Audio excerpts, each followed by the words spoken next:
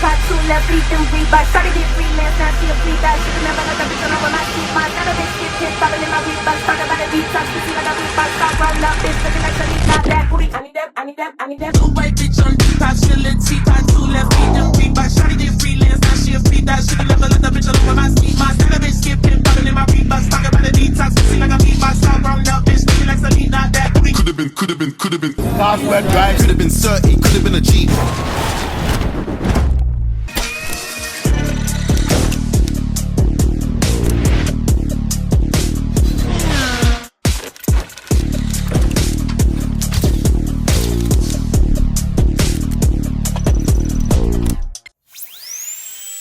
Hey guys, what's good? Shout out for Cars for Driving, and today we are at. You want to help me out to where we at? We are actually around the Mahama Road or close to the Mahama Road. We are at the launch of C Auto Detailing. So basically, this is the newest spot to get your cars clean. That's beautiful. So you can see already we have the Mark 5 Supra over here. I'm not really much in tune with bikes, but then I noticed that Ducati and it's sitting very well. And we have some very beautiful cars over here. We have the Bentley Continental GTC, I think it's a convertible. Someone will have to fact check me on that. And then there's a Maybach X650 convertible as well. Then the 2025 Cadillac Escalade V. Oh, there's a V here. There's a V, yeah. Wow. It's right over there. Then there's a Defender Octa over here, and then we have a Range Rover SV. Okay. So for those that don't know, 2025 Range Rover, they collaborated with BMW to outsource for the SV. V8. So that's pushing excess of 635 brake horsepower. We have the BMW. I think is that an i7 or an M7? I'll have to check. I mean, the cars are doing. And there's an RSQ8 here. Yeah. We have some 25 model year Land Cruisers as well, and then the 25 model year Forerunners. Yeah, the Forerunners. And then there's a very beautiful Panamera over here. I mean, there's a price. We have music. We have cocktails. Oh, yo, that Maybach is really nice. Bro. I like. Funny enough, I don't know if they intentionally did it. Both red roofs. Yes. I don't know, so decided to put them side by side. I really love how timeless it is. Wait, but what's the color? Bro, I have no earthly idea. But I just quite like it, if I'm being honest. And then the white interior is so beautiful. And it's clean. And this is a 21. No, this is a. The Maybach? This is like 18 registered. So to keep the interior in mint condition, that should tell you how well the owner has taken care of the car. Then we have the big boy over here. This is not just a regular Cadillac. It's an Escalade. I've actually always been looking out to review one of these cars. I've reviewed a 600 Sport. Well, I mean, we have it here. Yes, it was beautiful. I mean, if it's possible, we can. We have it here. So. Yo, this car is a beast. The brakes are massive. I mean, obviously, you need that. It's not perforated. You need stopping power because of the weight. Yeah. But I love the Defender Octa.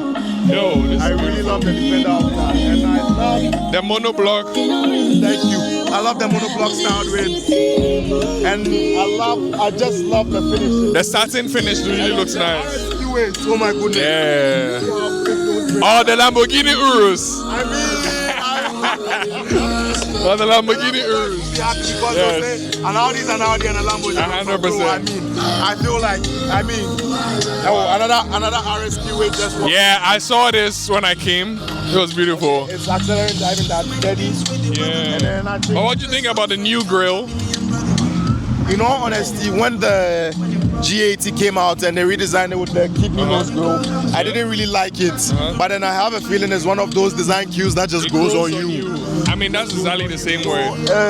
More or less like blends with the face of the vehicle. So I actually like it. And you know, the pictures sometimes don't do these cars justice. You actually need to see them in person to appreciate the level of craftsmanship or beauty, bro. Man. Is that? I had a 63. Sounds like a 63. Yeah, AMG. Pure AMG. Sounds like an AMG. I think it's coming here.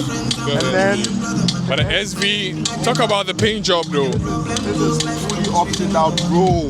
You have carbon fiber rims. The wheels are really beautiful. You have Brembo discs, carbon ceramics.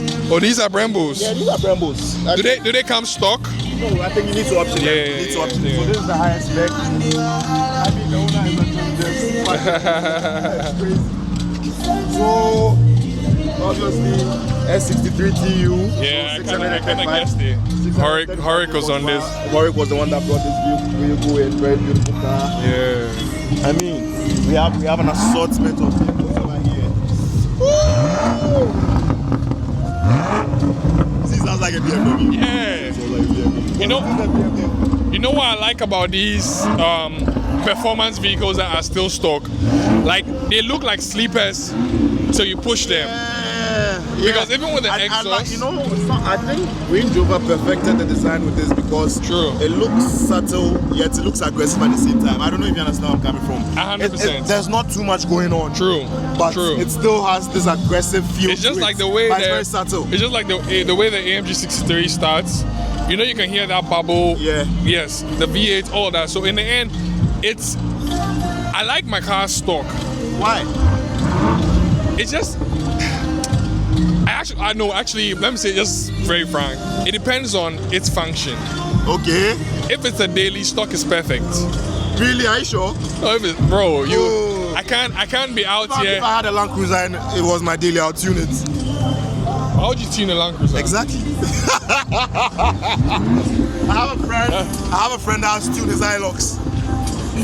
Oh, I mean those. Wait, that's not a GR build. Is that GR? It's a GR build. He's tuned his Hilux. Okay, So if I had a Land Cruiser, why not? With some turbos on? I mean, do med kits and everything inside. I mean, my Land Cruiser just has to stand out from everybody's own. 100%. It looks regular, but then underneath it's like a sleeper. So you like a sleeper? I like sleepers. So be it daily, be it weekend car, be it supercar, everything is tuned. I feel you. Even if it's my wife's car, it's tuned. Please, not here. Keep the woman behind the wheels on very good condition cars. Never push them to the limits for your woman's cars. One thing you have to know is mostly tuning cars are very expensive and time consuming, 100%. and you also have to know what you're doing. You have to get the right parameters when it comes to the tune. You have to make sure that, over here our weather is very hot, so you need to accommodate it with the right fuel because we have very low octane fuel here. So there's a whole lot that goes into the tuning culture over here. So you have to respect any and everybody that tunes their cars and shows up, especially to race or do anything of that sort, because there's a lot of investments. So but then again, for people like myself that are extremists, why not? You only live once, so that doesn't necessarily mean do I go and kill yourself, but then again, just to live on the edge and get loose a bit. So that's my POV. So I feel like everything I have would be tuned, provided I have the resources and God is on my side. That's amazing. So now let's check out the Japanese build. Okay, we've seen the RSQ. Yeah, we've seen that. Yeah. And let's move to a different continent on this side. Oh, that's a Maserati. There's a Maserati Levante over here. That one actually looks extra aggressive. The build. It actually came out nice. But what most people don't know is this is actually a Ferrari. They outsourced the engine from Ferrari as well, so most people don't know it's actually a Ferrari. Yo, the vents over here is beautiful. It's actually a very nice car. I like how the white blends with the black. A45. No, you come and stand here and have a look at it. With the spoiler. Yeah. That was like a mid-size. Yeah. I missed it. Actually. Yeah. This is like a mid-size A45. Yeah. 100%. It's a very beautiful car. Oh wow. At the back. Yeah.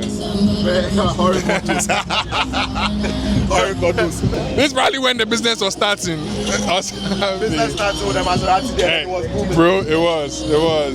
That's beautiful. Yeah, tell you right. Yeah. Yeah, tell you right. Beautiful.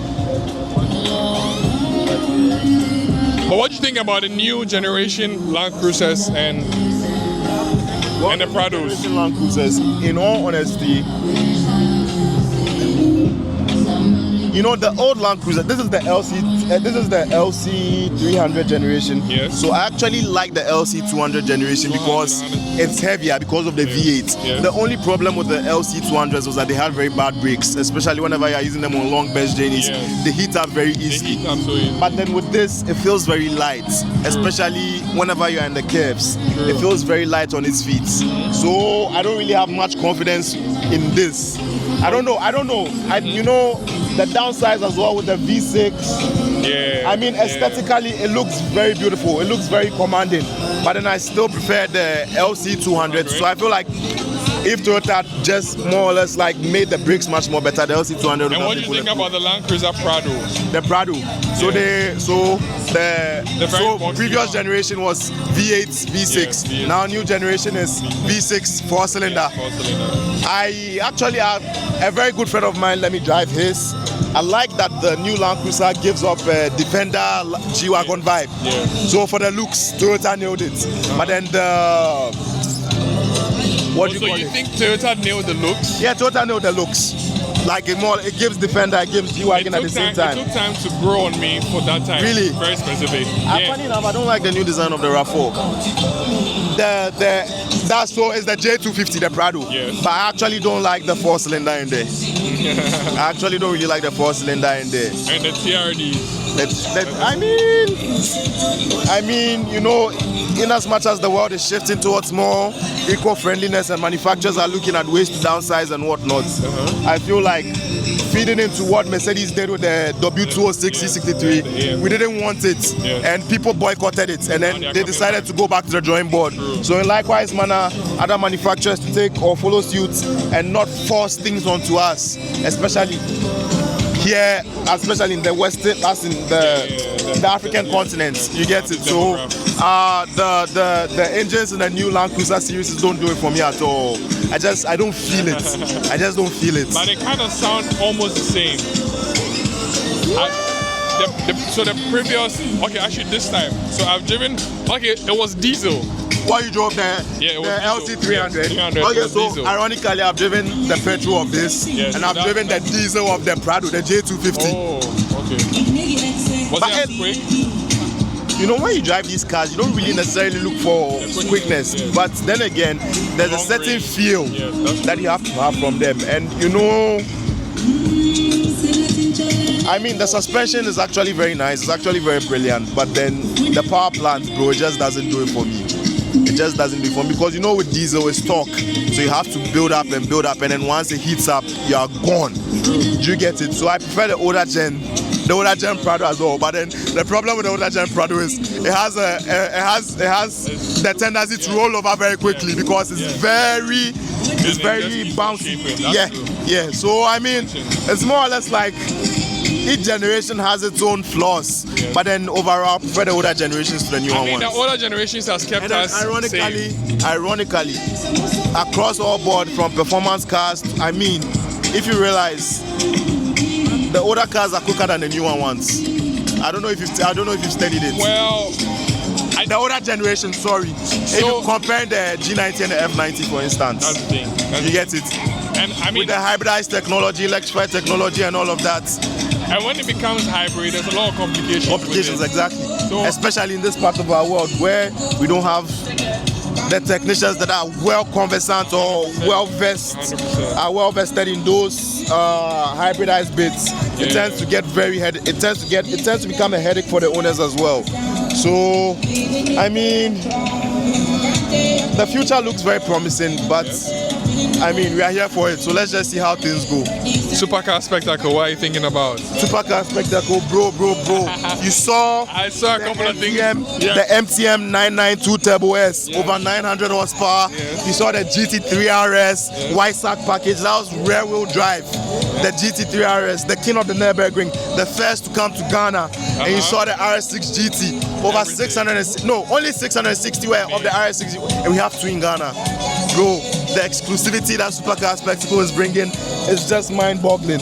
And I mean, you know what? Let me just, I'm going to gatekeep, but you guys need to buy your tickets and come on the 21st at the Boteman Stadium from 10, I think it starts from 10 a.m. to about 8 p.m. And I'm literally going to be sleeping there the nights before. For real? Yeah, I'm going to sleep with the cars. And they will have to give me a blanket. I'll be in the GT3 RS just for the culture. So you guys need to come in your numbers. This promises to be Accra's biggest automotive festival. I mean, it elevates the Ghana cars and it puts us on the map globally. So let's comment Supercar Spectacle and let's patronize them and let's show up for them. I mean, what I'm excited about is the fact that they decided to take the bold step to take it further. Right. And I like the whole idea of what it is and what they are capable of doing. It's literal supercar spectacle. Bro. It will be a spectacle. So, bro, we are like it's 23 days more. Yeah. We are still counting down. Yes. I can't wait. Like that's all I'm looking forward to, bro. I think it should be a 2-day thing. Well, next year's edition might. I mean, next year's edition might because right now, I don't know if you've realized. Even people that are not enthusiasts are shifting towards the car conversation. Oh, these cars are in Ghana. You get it. People are like, oh, this is beautiful. I mean, then again, you don't necessarily have to be an enthusiast to the very core. You don't have to be I mean, some people like cars because of their looks. Some people like them because of how they sound. Some people are, like, I mean, we are all car enthusiasts in our own way and light. So you don't necessarily have to be car babe to be there. Guys, just come in your numbers. Come with mommy, come with daddy, come with your younger brother, come with everybody. There's going to be something for everybody. We are going to have go-karting. I think it's going to be go-karting, RC racing, it's going to be drifting, and a whole bunch of activities for everybody. So guys, please come in your numbers. All in one space. All in one space, one day, 21st, on a Sunday. That's the day that the Lord has made. So please come. Sunday. It's a Sunday, bro. It's a Sunday. It's the day the Lord has made. So please come. I never even checked the date till today. It's a Sunday. Really? It's a Sunday, bro. I was thinking it was a the most chillest and coolest day of all. It's a Sunday, man. I think for the car culture, it's best to even have it on a Sunday because Sunday drives are beautiful. Exactly. Yeah, so I told him off camera, I'm actually excited about what you're doing for the car community. Wow. Very exceptional thing to actually be pushing car culture because we are still in the baby stages, you understand? Yeah. And every time I see your post, Ghana is ready because you see the magnitude of cars that are coming in. But then again, let me say this and let me state it emphatically. You don't necessarily need to have an expensive car to be part of the car community. It's for everyone. It's for all of us. I don't have an expensive car. I don't have a performance car. But then I'm literally everywhere they are. Do you get it? So use me as an example. Don't feel shy. Don't feel left out. Don't feel inferior in any way, shape, or form. We all started from somewhere. Ash Motors will always say his first car was in the Nissan Sentra. Our very good friend IB, he has an M8 competition now. He always says his first car was a Nissan Primera. I mean, we all start. Everybody knows JW. If I tell you JW's first car, you'll be surprised. After that car, I'm not going to mention it, but after that car, he moved to a BMW E46. So we all start from somewhere. Humble beginnings, small. I didn't start this flawless thing. I started about 3-4 years ago, and now people see me and recognize me, and I'm grateful for each and every single one of you. Gradually, we build up on it. So please, the car community is for everybody. In our own way, we are going to be pushing for more shows, for more meets, for ways in which you guys can also have access to the owners, interact with them. I mean, it's a space to aspire, it's a space to dream. I mean, guys. So yeah, the car community is for everyone, and Supercar Spectacle is also for everyone. So guys, please, anytime you see me post something, show up, come and support, be a part of the culture, and let's grow this thing. Thank you very much. Thank you too, bro. Thank you for what you are doing. Cars were driving, see that you're driving some serious machines. So you guys driving the Carrera, Porsche, some other crazy cars. So guys, please support, follow the channel, watch the snaps, and let's grow this thing together. I can't do all the work alone. So myself, Cars were driving, it's a link up, Tim, all of us. Shouts to It's a Link Up, Tim. All of us. Crazy numbers. St. James. My main man. St. James, we appreciate you. Thank you so much. So we are all doing this together. And if it blows for all of us. 100%. So guys, please support. Don't be shy. Don't feel left out. Come. If you can, I'll give you a big hug. Thank you. Thank you, bro. I appreciate it. It's a pleasure meeting you. Likewise, bro.